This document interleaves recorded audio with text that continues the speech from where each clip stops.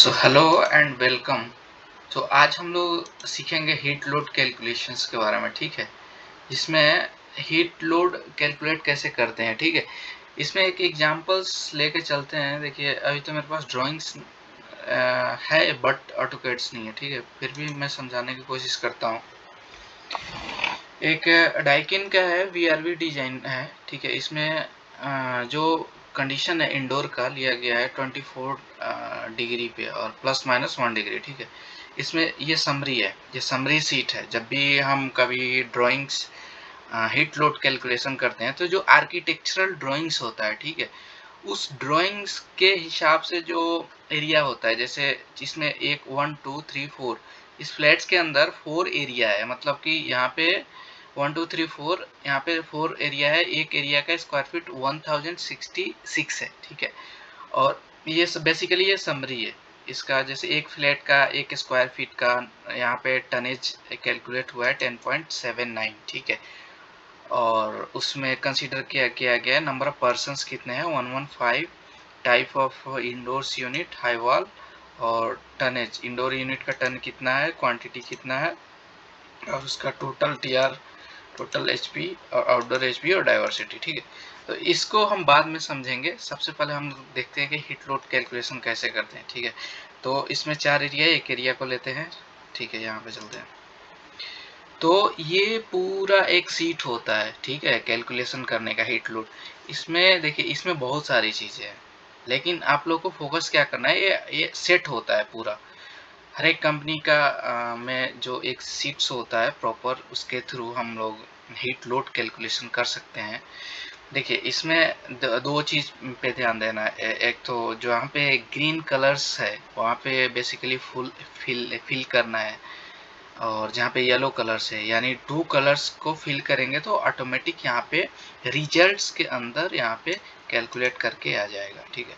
तो देखिए, प्रोजेक्ट्स, जो भी हमारा प्रोजेक्ट्स होगा, प्रोजेक्ट डाल देंगे, एड्रेस डाल देंगे, स्पेस डाल दें, स्पेस का नाम। यहाँ से शुरू होता है मेरा फ्लोर का एरिया कितना है, और ये एरिया कहाँ से आता है, ये 1066 है स्क्वायर फीट। यहाँ पे बेसिकली ये ड्राइंग से आता है। जैसे यहाँ पे हम लोग के पास 4 एरिया था, वो 1 2 3 4, ये 1 2 3 4, ठीक है। यहाँ पे चारों का इक्वल स्क्वायर फीट है। तो यहाँ पे एक का यहाँ पे 1066 स्क्वायर फीट है, ठीक है। यहाँ तो एरिया मिल गया कि हाँ, इतना एरिया का मेरे पास है और इसका लोड कैलकुलेशन करना है। तो केवल एरिया आने से लोड कैलकुलेशन नहीं होगा, इसमें और भी सारी चीजें हैं, ठीक है। उसका हाइट लेते हैं कि हाइट कितना है। तो जो फ्लोर टू फ्लोर हाइट है 11.6 फीट है, ठीक है। उसके बाद से उसमें लोग कितने हैं, मतलब कि जो भी एरिया हम डिफाइंड किए हैं 1066 बड़ा एरिया हो गया, उसमें लोग है 115, ठीक है। और उसमें जाहिर सी बात है लोग होंगे तो जो लाइटिंग्स है, लाइटिंग्स भी होंगी। तो लाइटिंग्स कितने हैं, उसमें लाइट्स वगैरह कितना है, तो 0.5 लोड ले लिए, ठीक। इसका एयर चेंज कितना हो रहा है, नॉर्मली 1, ठीक है। आउटडोर ये ऑटोमेटिक सेट रहता है, आउटडोर इंडोर का ये इसका लेने की जरूरत नहीं। यहाँ पे एरिया एरिया ले लिए, पीपल ले लिए, हाइट ले लिए, लाइट ले लिए, ठीक है। ये 4 एयर चेंज ले लिए, ठीक है। अब मेन चीज आता है, इतना लेने के बाद से ये 3 चीजें फिल करना है। सोलर गेन थ्रू ग्लास, ये क्या होता है, जिसमें 8 डायरेक्शंस दिया हुआ है सोलर गेन थ्रू ग्लास के अंदर में। ईस्ट वेस्ट नॉर्थ साउथ, देखिए north east west south west, north east north west, north south south east south west, और हॉरिजॉन्टल, ठीक है। ये सारे डायरेक्शंस है इसके, किसके थ्रू, जो भी ग्लास होते हैं, जैसे क्यूबिकल। आपको मैं दिखाता हूँ गूगल पे, सोलर गेन थ्रू ग्लास। इस चीज को अच्छा से समझना पड़ेगा।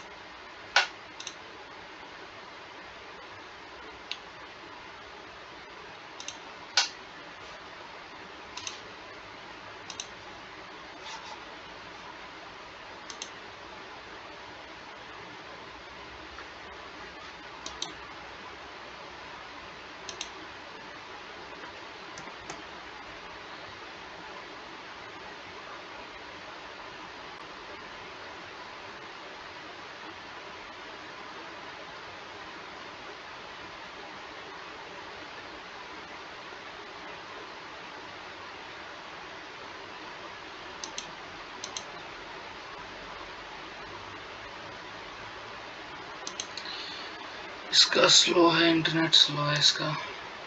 ओके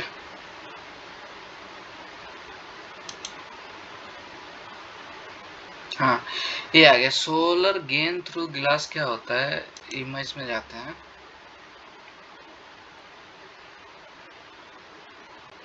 ऐसा ले लिए हैं। हाँ, जैसे ये हो गया,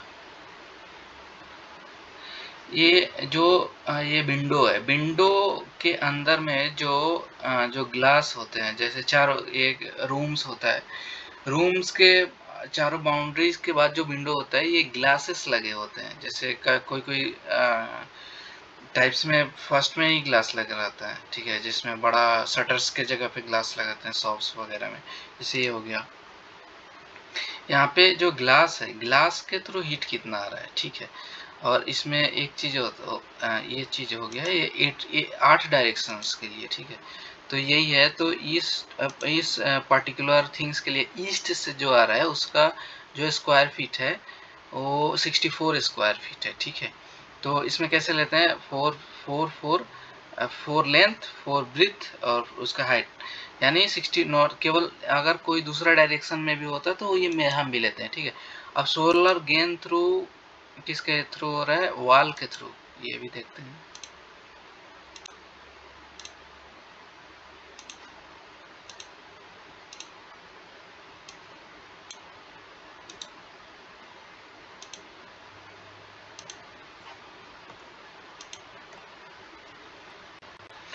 ये देखिए, सोलर गेन किसके थ्रू, वॉल और रूफ के थ्रू। वॉल और रूफ बोले तो बिल्डिंग्स है, इसके चारों कितने 8 डायरेक्शंस हो गए, one east west north south, उसके बाद से उसका मिडिल वाला नॉर्थ ईस्ट लाइक दैट, और इसके जो टॉप से आ रहे हैं, ठीक है। तो ये कंसीडर करते हैं, इसके लिए पार्टिकुलर सेक्शंस में यहाँ पे डालते हैं, ठीक है।